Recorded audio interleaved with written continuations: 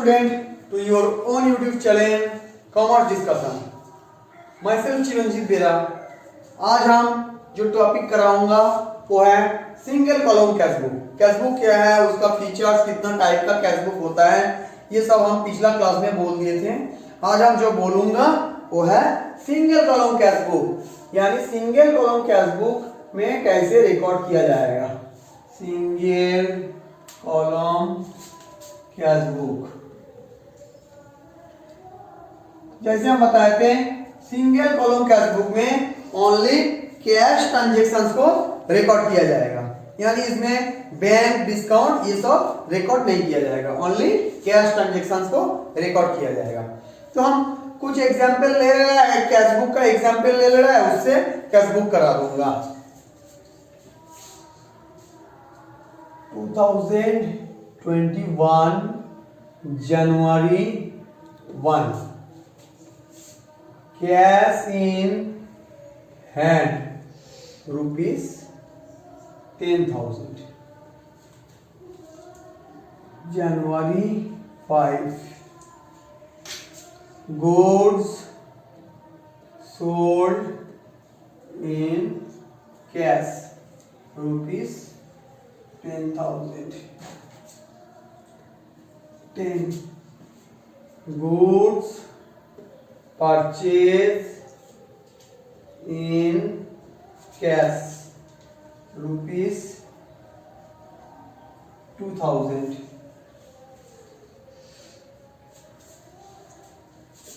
20 cash deposited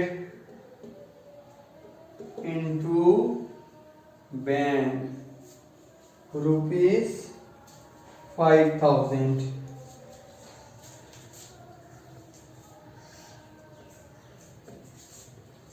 'goods sold to Ram rupees 10,000 on credit।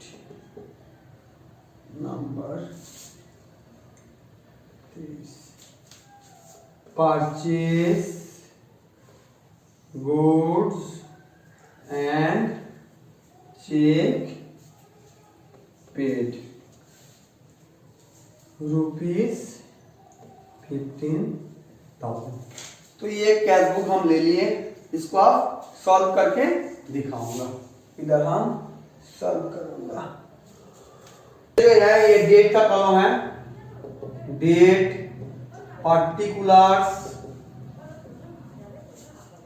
LF, VN, rupees. Again same thing लिखूंगा, date, particulars, LF, VN, rupees.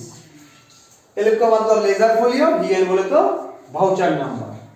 तो ये debit side है, ये credit side है।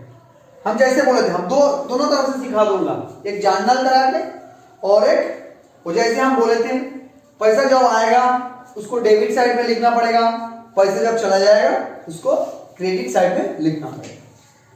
तो cash in hand यानी जनवरी 1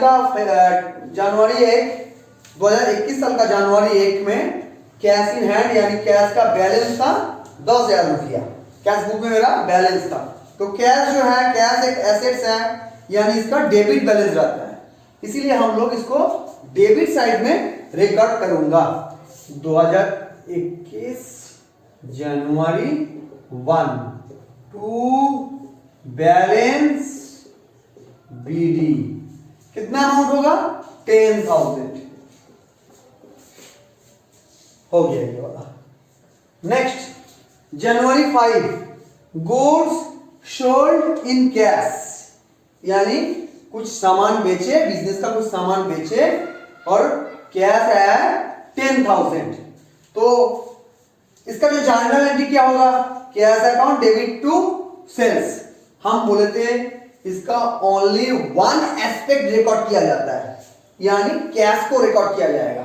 तो हम कैश मान ले, इसको कैश अकाउंट मान ले, तो क्या होगा, टू सेल्स।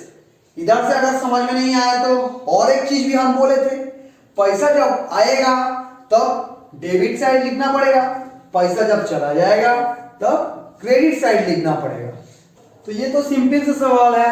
हम जब सेल्स करेंगे पैसा आएगा, तो यहां पर गुड्स सोल्ड इन कैश, तो पैसा आ रहा है, तो हम लिखूंगा टू सेल्स अकाउंट। तो पैसा आ रहा है, कितना रुपया? 10,000। स्टेटमेंट भी लिख दो, being goods sold in cash. Next जनवरी 10 जो है, गुड्स परचेज इन कैश, इसका जानकारी क्या है? Purchase account debit to cash account, यानी हम पैसा देके बिजनेस का कुछ सामान खरीद रहे हैं, तो सामान जब हम खरीदेंगे बिजनेस से पैसा चला जाएगा, यानी क्रेडिट साइड में रिकॉर्ड करना पड़ेगा। तो इधर भी लिखें 2021 जनवरी 10 बाय परचेज, अमाउंट कितना होगा? 2000। स्टेटमेंट लिख दो, being goods purchase in cash. Number 10 हो चुका है। जनवरी 20 था, कैश डिपॉजिटेड इनटू बैंक ₹5,000, यानी बिजनेस का ड्रॉयर से कैश लेके बैंक में जमा किए। तो इस सिचुएशन में क्या हुआ? पैसा बिजनेस से गया लेकिन बैंक में आ गया, तो पैसा जाने के बाद यहां भी पैसा चला जा रहा है। इसे जानना कि क्या होगा? Bank account debit to cash account, पैसा जब चला जा रहा है तो रिकॉर्ड इसका करना पड़ेगा क्रेडिट साइड। डेट क्या है? 20 बाय बैंक अकाउंट। अमाउंट कितना होगा? 5,000। Being cash deposited into bank. Next January 25, good sold to Ram ₹10,000 on credit. Transactions को थोड़ा ध्यान देना, ऑन क्रेडिट इसका मतलब उधार में खरीद रहा है, सॉरी उधार में बेच रहा है, यानी ना तो मेरे पास अभी पैसा आ रहा है ना तो जा रहा है, ये तो कैश ट्रांजेक्शंस है ही नहीं। हम जब पिछला क्लास में जो बोले थे कैश बुक में ओनली कैश ट्रांजेक्शंस को रिकॉर्ड किया जाएगा, क्लियरली हम ये बोल चुके थे। क्रेडिट ट्रांजेक्शंस अभी कभी आ जाए तो उसको इग्नोर करके जाना पड़ेगा। तो यहां पर क्रेडिट ट्रांजेक्शंस आ गया तो हम लोग इग्नोर करूंगा, लिखूंगा नहीं। Next January 13, purchase goods and cheque paid, यानी चेक पेड कर रहा है।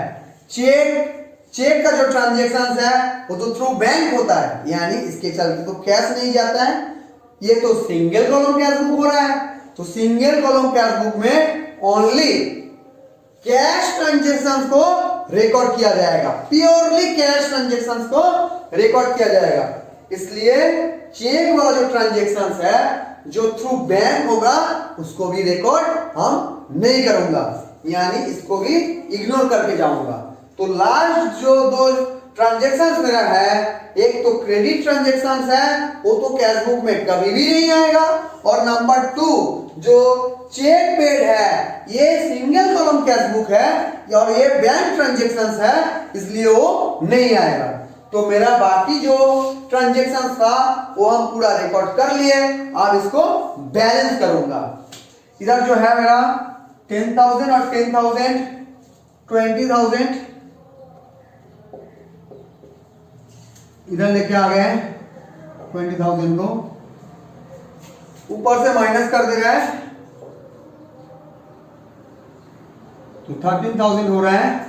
इसको हम बोलूंगा बाय बैलेंस सीडी। और ये जनवरी जो मंथ है उसका क्लोजिंग बैलेंस है, यानी फरवरी मंथ का ये ओपनिंग बैलेंस हो जाएगा। तो फरवरी 1 टू बैलेंस बीडी अमाउंट कितना होगा 13,000 सॉरी। तो ये 13,000 नेक्स्ट मंथ का ओपनिंग बैलेंस हो गया। अगर फरवरी मंथ का कैश बुक बनाना है तो ये 13,000 को लेके शुरू करना है फरवरी मंथ का जो कैश बुक। तो ये एक सिंगल कॉलम का कैश बुक हम करा दिए। एक एग्जांपल लेके सिंगल कॉलम कैश बुक कैसे रिकॉर्ड होता है वो सिखा दिए। आगे और भी कराऊंगा। नेक्स्ट क्लास में हम डबल कॉलम कैश बुक लेके भी आ जाऊंगा, फिर धीरे धीरे ट्रिपल कॉलम कैश बुक, पेटी कैश बुक, ऐसे करके कैश बुक पूरा टॉपिक जो है हम समझा दूंगा। Thank you so much.